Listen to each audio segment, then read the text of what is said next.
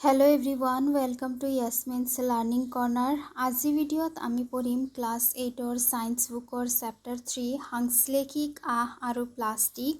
So আমি সাংশ্লেষিক আহবোৰৰ বিষয়ে আলোচনা কৰি আছিলোঁ। ইয়াৰ আগৰ ভিডিঅ'ত আমি ৰেয়নৰ কথা আলোচনা কৰিছোঁ। আজি আমি চাম সাংশ্লেষিক আহ নাইলন কি হয়। এতিয়া নাইলনটো যিটো আছে ইয়াক পোনপ্ৰথমতে সৃষ্টি হোৱা সম্পূৰ্ণৰূপে সাংশ্লেষিক আহ বুলি কোৱা হয়, কাৰণ যিটো ৰেয়ন আছে ৰেয়নটো অৰ্ধ সাংশ্লেষিক হয়নে। ৰেয়নত যি কেঁচা সামগ্ৰী ব্যৱহাৰ কৰা হয় সেইটো হৈছে কি প্ৰাকৃতিক, যেনেকুৱা কাঠৰ টুকুৰাবোৰ প্ৰাকৃতিক হোৱা কাৰণে ইয়াক অৰ্ধ সাংশ্লেষিক আহ বুলি গণ্য কৰা হয়। সো নাইলনটো হৈছে পোনপ্ৰথমে সৃষ্টি হোৱা সাংশ্লেষিক আহ।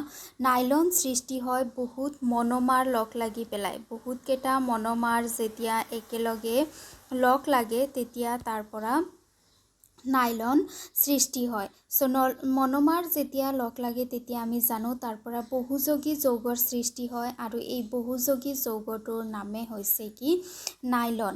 নাইলন হ'ল আন এবিধ মানৱ সৃষ্ট আহ, মানুহে সৃষ্টি কৰা বা কৃত্ৰিম আহৰ ভিতৰত আহে নাইলন।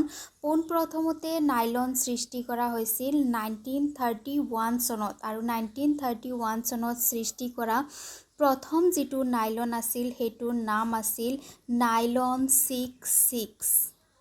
নাইলন 66 নামেৰে জনা যায়।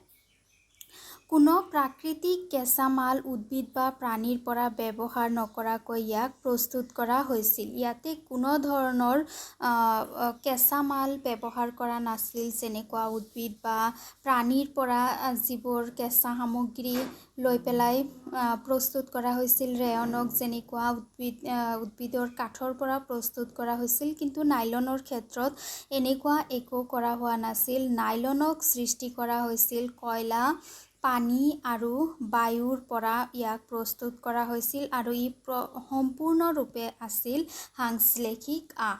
সম্পূৰ্ণৰূপে সাংশ্লেষিক আহ মানে কি ইয়াতে কোনো ধৰণৰ প্ৰাকৃতিক সম্পদ ব্যৱহাৰ কৰা হোৱা নাছিল। সো যিটো নাইলন আছিল নাইলন 66 প্ৰস্তুত কৰোঁতে দুটা ৰাসায়নিক পদাৰ্থ ইয়াতে ব্যৱহাৰ কৰা হয়। এটাৰ নাম হৈছে এডিপিক এছিড আৰু আনটোৰ নাম হৈছে হেক্সামিথাইল ডাইএমাইন। এই দুটা লগ লগাই পেলাই তাৰ পৰা নাইলন প্ৰস্তুত কৰা হয়। সো নাইলন কেনেকৈ প্ৰস্তুত কৰা হয়? নাইলন প্ৰস্তুত কৰা হয় যিটো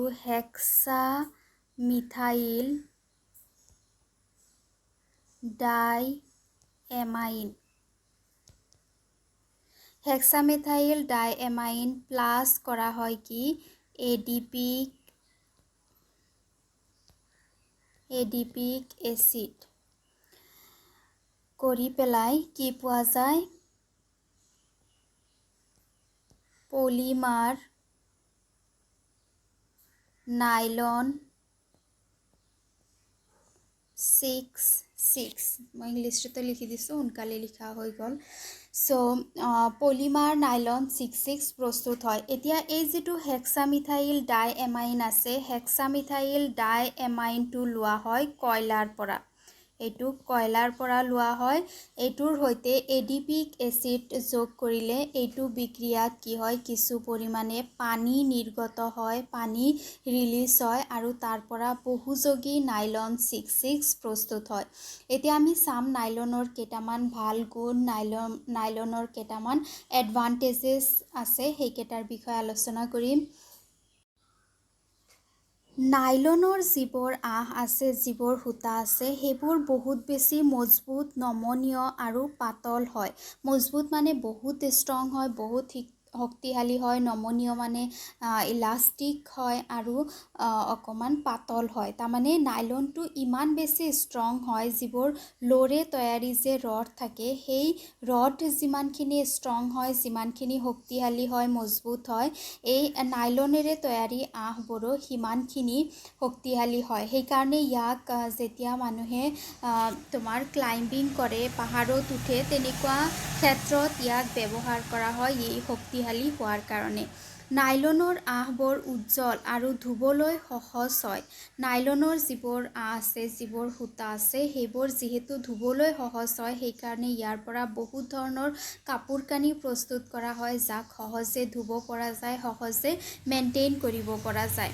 সাজ পোছাক তৈয়াৰ কৰাত ইবোৰ জনপ্ৰিয় আছিল। নাইলনৰ পৰা মোজা প্ৰস্তুত কৰা হয়। তোমালোকে স্কুলত যাওঁতে মোজা পিন্ধা, সেই মোজা নাইলনৰ দ্বাৰা প্ৰস্তুত কৰা হয়। নাইলনেৰে তৈয়াৰী ৰছী আছে, তোমালোকে দেখিছাই চাগে।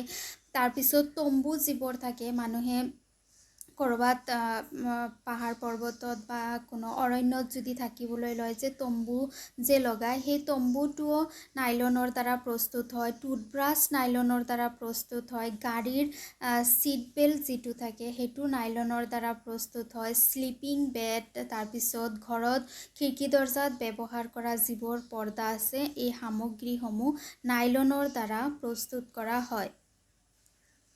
ইয়াতে কৈছে শিলাৰণৰ বাবে ব্যৱহাৰ কৰা পেৰাচুট আৰু ৰছী বনাবলৈ নাইলন ব্যৱহাৰ কৰা হয়। শিল আহৰণ মানে পৰ্বত, কিছুমান মানুহে যে পৰ্বত বগায়, এভাৰেষ্ট মাউণ্টেইন বগায়, তেনেকুৱা মানুহেও তাতে যাবলৈ যিটো ৰছী ব্যৱহাৰ কৰে, সেইটো নাইলনেৰে তৈয়াৰী। নাইলনটো ইমান শক্তিশালী হয়। নাইলনেৰে প্ৰস্তুত কৰা কেইটামান সামগ্ৰী দিয়া আছে, এয়া চোৱা। এইটো হৈছে নাইলনেৰে প্ৰস্তুত কৰা ৰছী, এইটো হৈছে ব্ৰাছ, এইটো হৈছে পৰ্দা। এইটো চোৱা নাইলনৰ ব্যৱহাৰ, এইবোৰ দেখিছা তোমালোকে চাগে টিভিত। নাইলনৰ এই যিবোৰ ৰছী আছে, এইবোৰ নাইলনেৰে তৈয়াৰী। কিমান শক্তিশালী চোৱা, মানুহজনে শূন্যত উৰি ফুৰিব পাৰিছে। তাৰপিছত এইটো চোৱা, মানুহজনে শিল বগাইছে, শিল আৰোহণ কৰিছে, পৰ্বত বগাইছে, আৰু তেওঁ যিটো ৰছী ব্যৱহাৰ কৰিছে, সেইটো নাইলনেৰে তৈয়াৰী। নাইলন ব্যৱহাৰ কৰা হয়। নাইলনৰ সূতা এডাল আচলতে তীখাৰ তাঁৰ এডালতকৈ বেছি শক্তিশালী। তীখাৰ তাৰমানে যিবোৰ তুমি গুণা বুলি যে কোৱা, সেই তাঁৰতকৈও বেছি শক্তিশালী হ'ব পাৰে নাইলনৰ যিবোৰ ৰছী থাকে, সেইবোৰ নাইলনৰ যিবোৰ সূতা থাকে, সেইবোৰ। আৰু ইয়াকে পৰীক্ষা কৰাৰ কাৰণে যে কোন ধৰণৰ সূতা কিমান শক্তিশালী হয়, তাৰ কাৰণে এটা পৰীক্ষা কৰিব পাৰা। পৰীক্ষা কৰাৰ কাৰণে তুমি কি ল'ব লাগিব? প্ৰথমতে এটা ল'ৰে তৈয়াৰী এটা গজা ল'ব লাগিব। গজাই কয় চাগে, ল'ৰে তৈয়াৰী হয়, এটা গজা ল'ব লাগিব। তাৰপিছত তুমি ইয়াতে ল'ব লাগিব 60 চেণ্টিমিটাৰ দীঘল এটা কপাহৰ সূতা। এইটো হৈছে গজা, যিটো ল'ৰে তৈয়াৰী, ল'ৰ গজা। আৰু এইটো হৈছে সূতা, এই যিটো সূতা আছে, সেইটো 60 চেণ্টিমিটাৰ দীঘল হয়।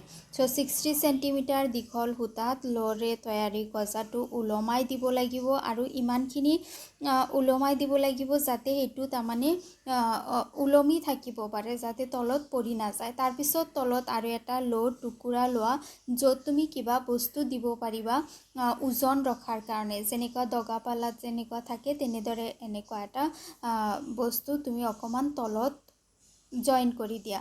এতিয়া কি কৰিব লাগে, তলত যিটো ল'ৰ থালিৰ দৰে চেপেটা এটা আঁৰি দিলা, আঁৰি দিয়াৰ পিছত সূতাডাল ছিঙি নোযোৱালৈকে তুমি তাত এটাৰ পিছত এটা দগা দি যোৱা। দগা মানে হৈছে এইটো যে থাকে ৰাউণ্ড 50 গ্ৰাম, 100 গ্ৰাম, 1 কেজি, এনেকুৱা ৰাউণ্ড যে থাকে, দগা পালাত ব্যৱহাৰ কৰা হয়, সেইবোৰ দি যাব লাগে। তেতিয়ালৈকে দি যাব লাগে যেতিয়ালৈকে সূতাডাল ছিঙি নাযায়। আৰু এইটো পৰীক্ষা বেলেগ বেলেগ সূতা, যেনেকুৱা ঊণ সূতাৰ সৈতে দি পেলাই সেই 60 চেণ্টিমিটাৰ, এইবাৰ কপাহৰ সূতাৰ সলনি ঊণ সূতা দি পেলাই চোৱা ই কিমান ৱেইট ল'ব পাৰে। তাৰপিছত তুমি পলিষ্টাৰৰ সূতা দি পেলাই চোৱা, ৰেচম সূতা দি পেলাই চোৱা, আকৌ নাইলনৰ সূতা দি পেলাই চোৱা। গোটেইকেইটা দি পেলাই পেলাই চোৱা কোনটো সূতাই কিমান ওজন ৰাখিব পাৰে। ইয়াৰ পৰা তুমি গম পাবা যে কোনটো সূতা কিমান শক্তিশালী হয়। বুজি পাইছানে? এইটো যিটো অংশ আছে এইটো হৈছে এটা লোৰ প্লেট। ইয়াতে তুমি কি কৰিব লাগিব, ওজন দি যাব লাগিব। সাপোজ 50 গ্ৰামৰ এটা দিলা, তাৰপিছত তুমি 100 গ্ৰামৰ এটা দিলা, তাৰপিছত তুমি 200 গ্ৰামৰ এটা দিলা। এনেকৈ দি যাবা যেতিয়ালৈকে এই কপাহৰ সূতাডাল নিচিগে। আৰু যেতিয়া কপাহৰ সূতাডাল ছিঙি যাব তেতিয়া তুমি যিটো ৱেইট হয় সেইটো লিখি ল'লা। লিখাৰ পিছত তুমি আকৌ এইটো কপাহৰ সূতা আঁতৰাই পেলাই সাপোজ ঊণ সূতা দিলা।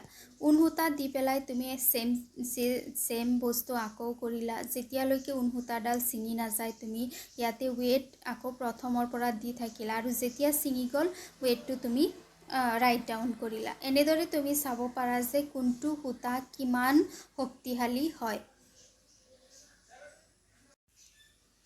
এই পৰীক্ষাটো কৰি পেলাই তাৰপিছত তুমি যিটো ৰিজাল্ট পোৱা ৰিজাল্টটো লিখিব পাৰা। প্ৰথমতে কপাহৰ সূতা দিছিলা, কপাহৰ সূতাই কিমান ভাৰ ৰাখিব পাৰিছে সেইটো ভাৰ ইয়াতে লিখিবা। ঊণ সূতাই কিমান ৰাখিব পাৰিছে, ৰেচমে কিমান, নাইলনে কিমান। এনেদৰে পৰীক্ষা কৰি পেলাই তোমালোকে টেবুলটো ফিল কৰিব পাৰা।